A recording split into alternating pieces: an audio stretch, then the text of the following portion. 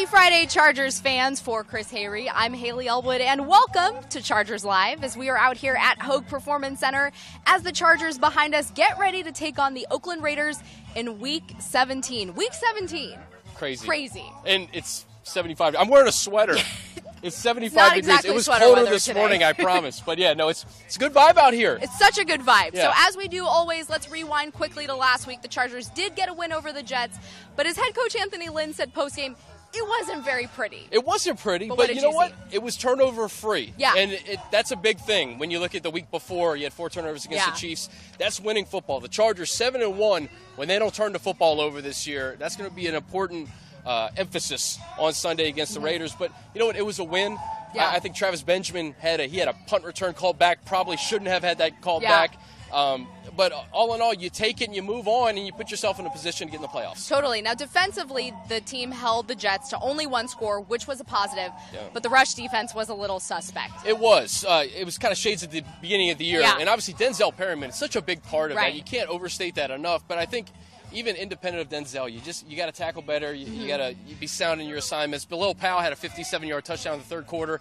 143 yards from him. I think 197 overall, you mentioned. Yep. So with Marshawn Lynch on deck, that's going to be a point of emphasis. Yeah. And we're hoping Denzel will be there on Sunday. Now, one player who needed to step up last week, given the absence of Hunter Henry, and I said this in the locker room, very funny to pair this name with that phrase, but Antonio Gates. And he certainly did step up. I believe it was 6 receptions, 81 yards, and a touchdown. What did you make of his performance? Pretty much a vintage performance. It from was a number vintage 85. performance, and it's clutch because the Chargers have won so many different ways this year. Yeah. They won with Melvin Gordon at the beginning of the year. They've obviously won with defense. Keenan Allen had that 4-game stretch where he was unbelievable. Yeah. And when they needed it most, Hunter Henry is such a big part of what they do offensively, really opens up the rest of the passing game for Keenan Allen. But when they needed him most, Antonio Gates, boy, did he show up. Melvin Gordon had a great game, but 6 catches, 71 yards, and that touchdown. Yeah. I felt like I was watching tape from 2004. I know. You know? Vintage, as Nick Hardwick said, vintage Gatesy. When you talk about this team finding ways to win in different ways, how important is that, though, that they have been able to kind of navigate throughout the season and get that going? It's huge because every game's different. Yeah. And you don't know what you're going to get. Sometimes we've had last-second field goals. Yep. Sometimes we've seen this passing game take over. I think Melvin Gordon has had an unbelievable 2-game stretch. We hope to have him on Sunday. But I think it's important because you know that you can rely on different people on this team on both sides of the ball to step up when it matters most. And I think everybody's going to have all hands on deck for Sunday against the Raiders. All right, so when you talk about that last-second field goal, that obviously happened the last time the Chargers and Raiders met, back in Week 6, when the Chargers did kick that field goal to win the game. Nick Novak, obviously on injured reserve. We have a new kicker now in Nick Rose. But what are the differences that you've seen between Oakland from that Week 6 game until now? Not much other than they've had a very disappointing season. Yeah. They're 6-9. I think a lot of people thought that they were the class of the AFC West, was going to make a deep playoff potential Super Bowl run. That hasn't been the case. Derek Carr has struggled this year. Their wide receivers have struggled mightily this year. They've been playing a little bit better on defense. But this is a team that I think the Chargers are better than on really in all 3 phases of the game. So you just hope it shows up. But again, this is a division game.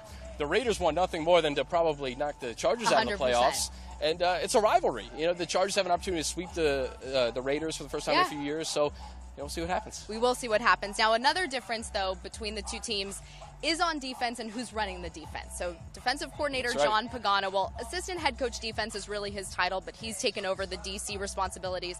He spent 15 years coaching with the Chargers. Knows Philip pretty well, right? Knows Philip pretty well. So I ask you this, who does that benefit more? You know what? I think it's a wash, really. Yeah. I think it comes down to personnel. Yeah. And the Raiders have some guys beat up. You can't let Khalil Mack wreck the game. Right. That's the bottom line. He's the guy that I worry the most about on that Raiders defense. He has the potential to really get in there and wreck a game. Yeah. So I think the Chargers have the offensive weapons that kind of that chess match between Pagano and Whisenhunt and Rivers. That's going to be fun to watch. I just think the Chargers have better offensive players. 100%. Now, moving to the Chargers defense, going up against a guy like Derek Carr, the last time these two teams met, Carr was just 1 game removed from taking a week off due to his back injury.